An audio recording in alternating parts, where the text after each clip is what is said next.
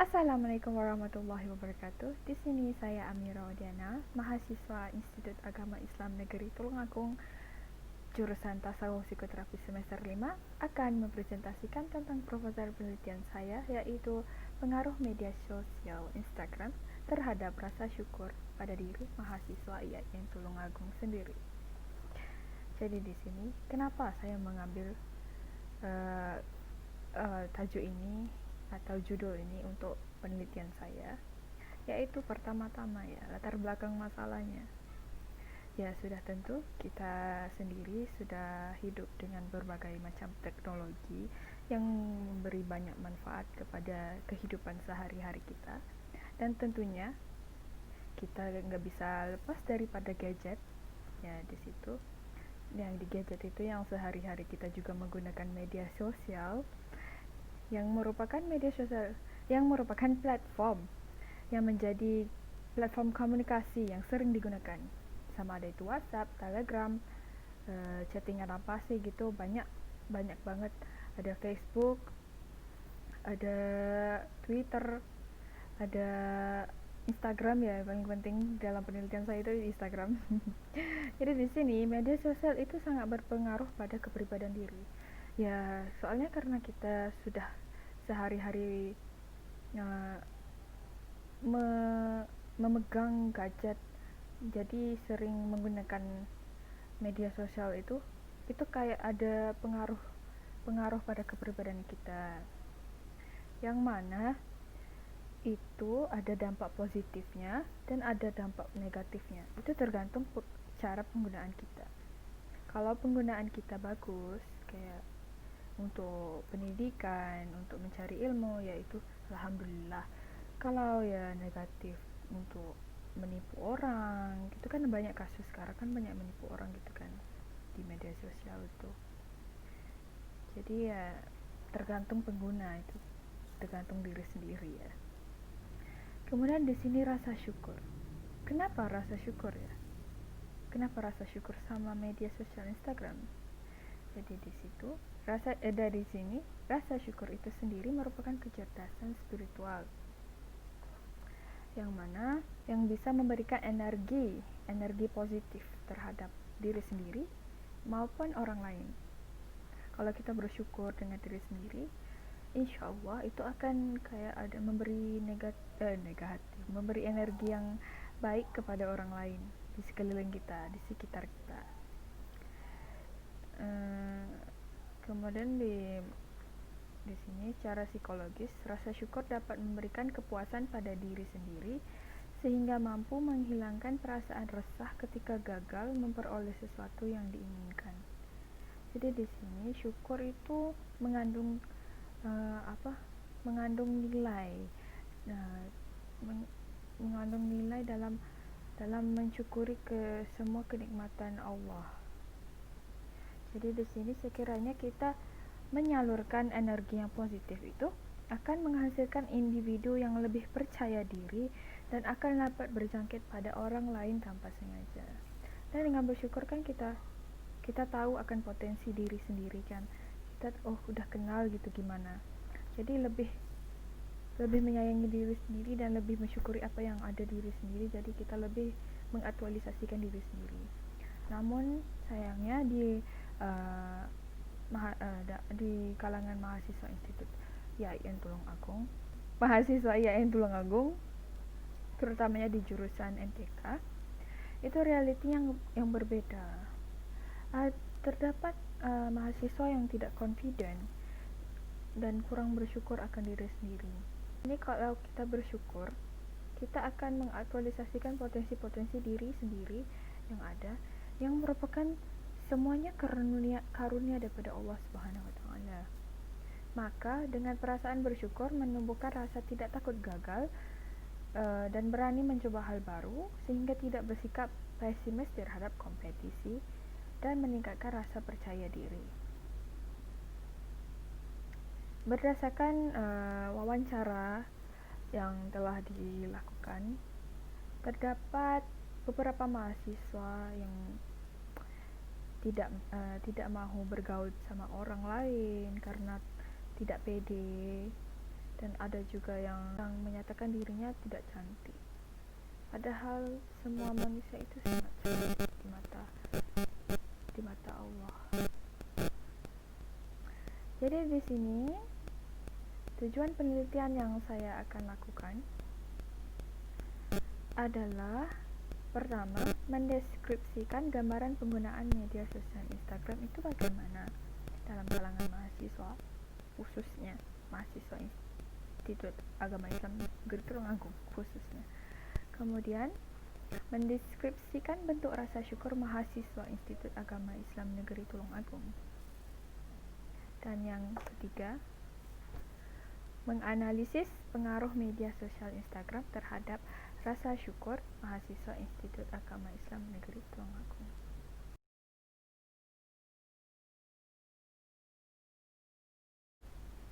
Apakah itu pengaruh? Pengaruh adalah sesuatu daya yang dapat membentuk atau mengubah sesuatu yang lain, ataupun suatu keadaan atau hubungan timbal balik atau hubungan sebab akibat antara apa yang mempengaruhi dengan apa yang dipengaruhi. Pengaruh merupakan daya yang bisa memicu sesuatu, menjadikan sesuatu itu berubah. Maka, jika salah satu yang disebut pengaruh tersebut berubah, maka akan ada akibat yang ditimbulkannya. Jadi ada yang memicu, ada akibatnya gitu. Kemudian di sini apakah itu media sosial ya? Media sosial biasanya merupakan tempat di mana para penggunanya bisa mengekspresikan dirinya secara online. Jadi kalau orang bilang kayak bisa menjadi diri sendiri di situ biasanya. Kemudian jejaring sosial merupakan situs di mana setiap orang bisa membuat web page pribadi, kemudian terhubung dengan teman-teman untuk berbagi informasi dan berkomunikasi. Biasanya tempat komunikasi antara teman-teman gitu biasanya di media sosial, soalnya lebih gampang, nggak perlu keluar kan. Kalau dulu kan harus kirim surat kan. Sekarang udah nggak usah kirim surat, soalnya ting ting ting ting udah selesai. Kamu gimana kabarnya gitu kan. Dan kemudian media sosial teknologi mengambil berbagai bentuk termasuk majalah, forum internet, weblog, blog sosial, microblogging, wiki, podcast, foto atau gambar video, peringkat dan bookmark sosial. Di sini media sosial ada banyak. Ada Facebook, Twitter, WhatsApp, ada YouTube, Google, ada Instagram, ada LinkedIn. LinkedIn itu tempat untuk cari kerja. Ada Skype, ada Snapchat, ada banyak lagi. Kemudian di sini, kenapa Instagram?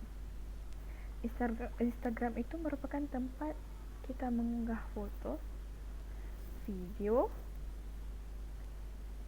kita boleh mengunggah karya kita, sama itu karya seni yang lukisan kayak gitu, lukisan apa-apa gitu kan. Di situ biasanya di Instagram banyak kan kayak gitu. Kemudian tempat komunikasi, bisa video callan juga di situ. Sekarang juga tempat kayak reply story gitu bisa. Kemudian tempat vlog, biasa kan, hi guys, kami di sini ada gitu kan. Sekarang kemudian membuka wawasan baru, kayak kadang kan ada gimana ya, ada page tertentu yang memberi ilmu, jadi itu seperti membuka wawasan baru untuk orang lain. Nah, ini informasi. Merupakan informasi. Kalau ada berita juga kadang di situ. Kadang ada yang viral gitu kan, biasanya di Instagram juga. Dan sini merupakan tempat pekerjaan.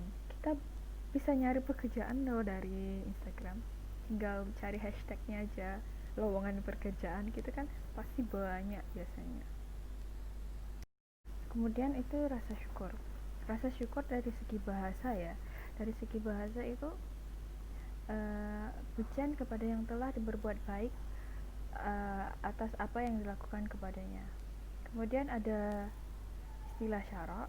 yaitu pengakuan terhadap nikmat yang diberikan oleh Allah Subhanahu wa taala dengan disertai ketundukan kepadanya dan mempergunakan nikmat tersebut sesuai kehendak Allah.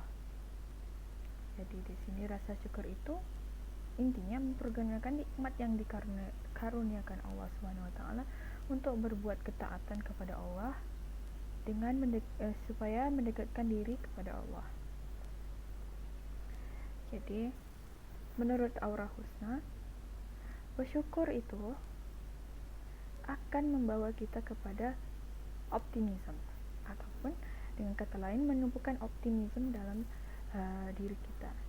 Karena syukur itu mengandung arti mengenali semua nikmat yang telah Allah karuniakan, termasuk di dalamnya yakni dengan mengenali potensi-potensi yang Allah Subhanahu wa taala anugerahkan pada diri kita yang nantinya akan menumbuhkan optimisme. Seperti yang sudah saya bilang tadi pada awal-awal, dengan bersyukur kita dapat lebih mengenali potensi diri kita. Jadi di situ akan lebih menyayangi diri kita. Dengan itu akan tumbuhnya optimisme dalam diri kita. Kita akan lebih optimis. Oh, aku mampu dalam mengerjakan hal ini. Aku pasti bisa gitu. Soalnya aku tahu diri aku gimana gitu, pasti bisa. Kemudian di sini cara-cara menyatakan syukur itu bagaimana? Yang pertama-tama itu dari hati. Hati harus menyadari dengan sepenuh hati bahwa semua nikmat, kesenangan, dan segala sesuatu yang diperoleh semata-mata karena kemurahan dari Allah. Kemudian anggota tubuh harus memanfaatkan anugerah-anugerah yang telah diperoleh sesuai dengan maksud dan tujuan Allah SWT menganugerahkan nikmat tersebut. Yang kedua itu, anggota tubuh harus melakukan amalan dengan penuh ketundukan dan rasa harap amalan itu akan diterima Allah SWT. Kita harus melakukan amalan dengan sepenuh hati dan bersungguh-sungguh. Kemudian amal dari anggota tubuh tersebut harus sesuai dengan aturan syariat Allah. Yang terakhir, yang itu paling penting, lisan. Dengan cara mengucapkan lafaz hamdalah dan memuji Allah Subhanahu wa taala serta tidak mengeluh terhadap nikmat yang tidak sesuai dengan kehendak diri sendiri. Namun dalam mengejar rasa syukur atau belajar untuk bersyukur pada diri sendiri, ada penghalangnya. Yang pertama-tama itu hati yang sempit. Kenapa? Karena hati yang sempit itu terlalu didorong oleh hawa nafsu yang selalu mendewakan materi ataupun mendewakan duniawi, kemudian lupa soalnya tujuan seorang khalifah itu apa, yaitu akhirat. Maka bila kenyataan yang terjadi tidak sesuai dengan maksud keinginan hati, akan muncul rasa kecewa, marah, dan bahkan meragukan keadilan Allah Subhanahu wa taala. Dan sini akan menjadi penghambat rasa syukur pada diri sendiri. Kemudian mudah mengeluh. Kalau seseorang itu mudah mengeluh, biasanya akan memunculkan pikiran-pikiran yang negatif, di mana di situ akan